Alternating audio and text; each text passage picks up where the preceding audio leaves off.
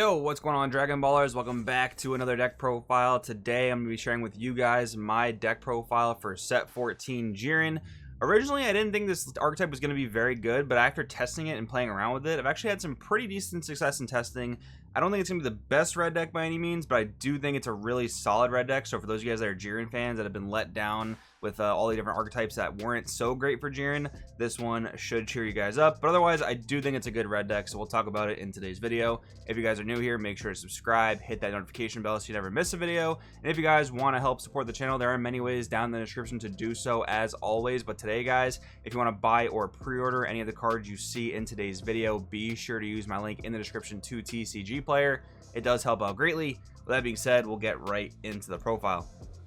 Alright, starting with the leader. So, Auto Spirit Boost 1, which is shared on both sides.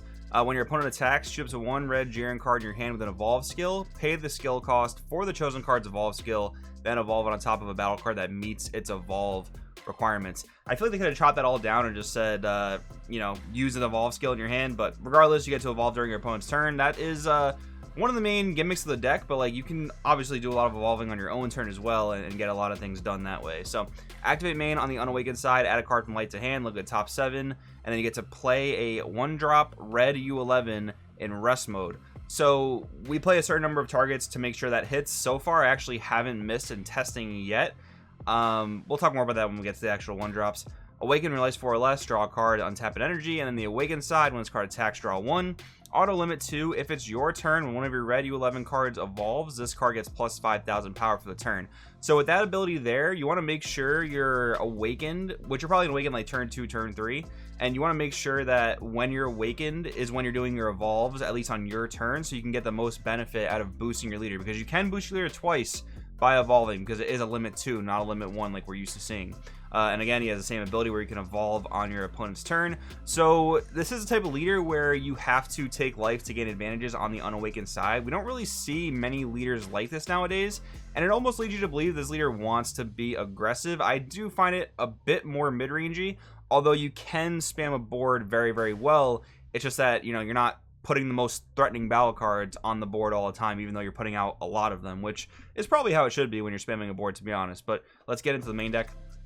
So we do play 12 1-drops, and so far this has been a good ratio for me to not miss off the leader ability. Nice thing is, with that leader ability, you don't actually have to hard mulligan for your 1-drops. Don't get me wrong, it can be good to open with 1-drops, depending on what your hand looks like and who goes first, but it's still not necessary, which means you can keep other good cards in your opening hand. And by not keeping these in your opening hand, it's going to increase your percentages of making sure you hit on your leader's unawakened side. So that's not bad. So Jiren the Avenger, he's a 1-drop. He draws a card. The activate main, though, is really good. So he actually gets you value in the drop area. If your leader card's a red U11 card, choose a card in your hand and discard it. Place this card at the bottom of your deck from your drop area. Then add out to 1 red Jiren, with energy cost of 5 or less, and an evolve skill from your deck to your hand.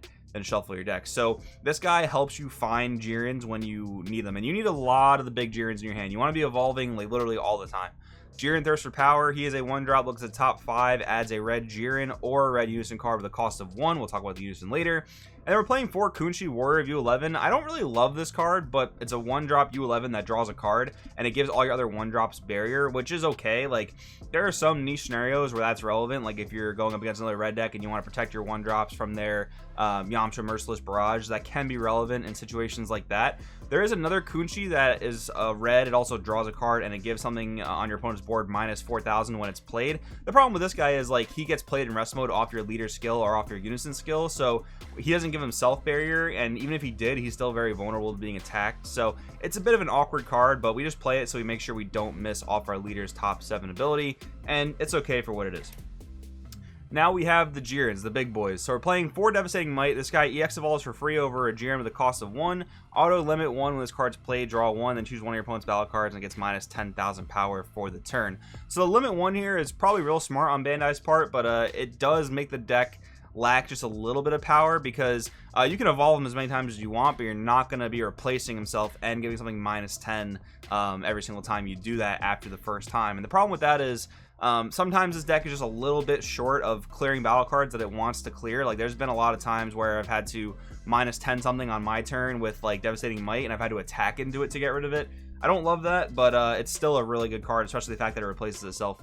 Jiren Unseen Potential is a TP in the set, but what's nice is this card's not like a 4 of mandatory staple like Vegeta switching gears. We're only playing it at 3, and here's why. So EX Evolve, it goes over a Jiren at the cost of 1, and then limit 1 when this card's played. Look at the top 7, add up to 1 Red U11 from among them to your hand, then shuffle your deck. If you added a card to your hand, choose a card in your hand and place it at the bottom of your deck. So here's the thing with this card. That last line of text literally changes the fact that it's not a 4 of. If this card just straight up added you a card, it would definitely be a 4 of, but like the fact that it only I guess filters you a card instead of actually plussing you a card makes it a little bit less desirable. But again, we want a bunch of free evolved Jirens, so playing 7 here, especially when majority of them are searchable, is pretty nice. Jiren Surge of Strength, super good card, but his EX Evolve actually costs 1, so keep that in mind. He can go over a 4 or a 1, so he can go over Devastating Might, and he can go over a 1-drop. He also has dual attack. Permanent, if this card to be removed from your battle area by an opponent's skill, you may place 2 cards under this card in the owner's drop, or add a card from life to hand instead. The add a card from life to hand can actually be pretty costly because, again, you're taking life on your unawakened side to gain advantages, so that can put you at pretty low dangerous life totals. When this card's played, draw 1, then choose one of your red U11 cards or battle cards other than this card, and it gets plus 1000 power for the turn. So by evolving this during your opponent's turn, you're essentially giving your leader a Senzu Bean, which is really good. It only gives a plus 1k, but as long as your opponent's attacking with 15ks or less, that plus 1k is just as good as Senzu Bean's plus 5k. It gets a little awkward if they attack you with 16ks and it's not a Senzu Bean, but that's pretty rare that they do that, right? And then Jiren Zenith of Power. This card's actually insane. So like many Jiren archetypes in the past have revolved around some sort of Jiren boss monster. They've either been like too difficult to drop or like not that impactful, but this one is really good and really easy to drop. So double strike, EX Evolve, limit 1 for 2 energy. You have to have 3 or more energy. Red Jiren with the cost of 4 or 5. When this card's played, choose one of your opponent's battle cards, ignoring barrier, gets minus 35,000 power for the turn, and you can't play non-U11 battle cards for the turn. Activate main once per turn, place 1 card under this card in the owner's drop. Switch this card to active mode, and you have your red leader gain plus 5,000 power for the turn. So if you remember the auto where your leader gains power twice from evolving, that'll be 25k, and this can bring your leader up to 30k, and that's all before attacking, so that's really good. That's pretty solid. The fact that this guy can essentially swing twice is nice. He's an 8-drop, so he's safe against Frieza Charismatic Villain. He's not safe against Godsling Technique Trunks, but a lot of blue unisons now are coming down turn 3 or 4, so if you go first, or even if you're playing against like a deck that's playing blue unison, you should be able to dodge the god ceiling, and the removal on essentially any battle card in the game outside of secret rares is really solid. So this card is a really good boss monster for sure. Now we have the unison in the deck, which is essentially our main engine. Like, this unison, firstly, he looks absolutely beastly. It's got a destruction topo, right? But like, they made him really, really weak for how OP he looks. And this guy, you want him to survive. Like, I've noticed the turn you play him, and then when you go back to your opponent's next turn, he'll have usually 3 markers because you'll plus 1, and then his auto will give him an additional marker. So if he survives that turn, then he gains so many markers that it usually becomes too difficult for your opponent to remove it. So it's all about defending topo on that initial turn that you play him. Because the plus 1 is just too valuable. The plus 1 lets you play your 1-drops for free to the board so that you can evolve them either during your turn or your opponent's turn. The minus 7 has literally never come up for me in testing.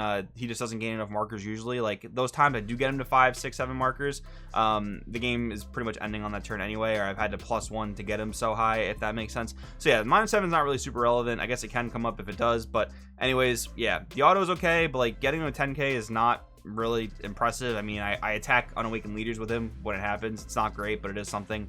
3 Yamcha for Merciless Barrage, because it is relatively easy to remove topo for some decks, so I don't want to be caught with like too many Yamchas in hand if I don't have a unison in play. But 3 for Yamcha is fine. Yamcha's got formats where it's like incredible, like against Mecha Frieza at full power with U9 Assemble, it is incredible. I think going into the next format, it's still going to be good, but not quite as necessary, if that makes sense. 3 Testing the Opposition, though, absolutely incredible in this deck, and this is one of the best cards you can play for protecting a unison like Topo, especially in Jiren, where you can pretty much go to 5 life whenever you want because your leader's taking life to gain advantages like we talked about. So Testing the Opposition has been very, very good at 3. Not really playing Wolfang Fist because minus 15 doesn't always protect Topo from taking damage. Like, if you use Wolfang Fist on a 15k battle card, it'll die, or on a leader card, they can even just combo 1 card and still take a marker off your Topo. But even ignoring all that, it's just really good that Testing the Opposition stops 2 attacks at your unison, as where Wolfang only stops 1, if that, right? So I like Testing the Opposition a whole lot in this deck for that reason. Next up, we have some really good cards to the deck. So Jiren Pride U11, this card's absolutely incredible, and if you weren't looking at the whole U11 card pool, I would urge you to do so. There aren't a ton of other color U11 cards that synergize with Red Jiren, but there are a few. Jiren Pride U11 though is probably the best one. Like, I want this card in my hand every single turn 2 and beyond. Like, I just want it all the time, especially against matchups where they're you know, they have good removals, so they can kill your 4-drops, your 5-drops, your boss monster. You just reestablish your 1-drops for free, and then evolve. You're just like going to town. It's really good. Source of power, I think this negate is super strong. The only problem is it costs 1 sometimes, and I know that sounds like I'm kind of just complaining about nothing, but this deck is pretty energy hungry sometimes, so it can be clunky, but it's super good. The Spirit Boost X, if your leader's red U11 card, negate the attack, add up to 1 red Jiren with evolve skill and energy cost of 5 or less from your deck to your hand, then shuffle your deck. If you remove a marker from one of your red unison cards using this skill, shoot up to 1 red U11 card with energy cost of 1 in your drop and play it in rest mode with skills negated for the turn. So if you negate with this and use Spirit Boost for at least 1, I mean, you're only ever going to really do 1, you essentially set up an entire Jiren evolve play on your opponent's turn, which is nice. So the way the windows will work is you'll counter with this, and then your opponent will get their auto, and then you have your auto to activate. So this can set you up for an evolve play, and then you can activate your auto to do the evolve play, which is really nice. And we're playing for Coquette super combo. Main reason I'm going with this instead of like Raditz, which Raditz is definitely a better super combo, but this is searchable. Like with that Jiren we saw earlier that looks at top 7 and adds a card and then bottom decks a card from your hand, the only card that's usually really worth adding is this card, as long as you have an adequate amount of evolved Jirens in your hand, right? So whenever I can grab a super combo and I don't need other Jirens to evolve, I will definitely grab this, and it feels pretty good. It's kind of like the logic with King Piccolo playing 4 Piccolo super combos and just being able to search them and have them on command essentially. And the finishers of the deck, we are playing 2 King Piccolo New Ruler, just essentially our Overwhelm. We're not playing a true Overwhelm because we have a few things that interact with our drop, like Jiren the Avenger and Jiren Pride of Universe 11. So I'm opting not to play an Overwhelm. I think you could play like a 1-of Fighting Against Fates, and it could be absolutely fine. You just kind of have to like time and sequence it right, but I also wanted to keep the deck at 50 cards. So yeah, I haven't quite found a space for Fighting Against Fates myself. We're playing Gohank's SCR. This could be a number of SCRs. It could be Heroine's Lineage. It could be Spring Kai of Time. I do really like Gohank's though, because your turn 4 is pretty open in what you can do. Like if you're just trying to play the attrition game, playing this guy on 4, wiping your opponent's board, and then guaranteed stopping 2 attacks on your opponent's next turn is really good. Otherwise, you can even just pay 5 for him and go for the triple strike win con right then and there. And we are of course playing the 1 Champa, which is nice that it can't really clunk your hand, because in a pinch you can just charge it because it is red, it is on color. So that's really nice. But anyways guys, that's my Jiren profile. Hopefully I give you guys a good enough explanation for the text and stuff. I want to know in the comments below what you guys think. Thanks for watching. I'll see you guys next time.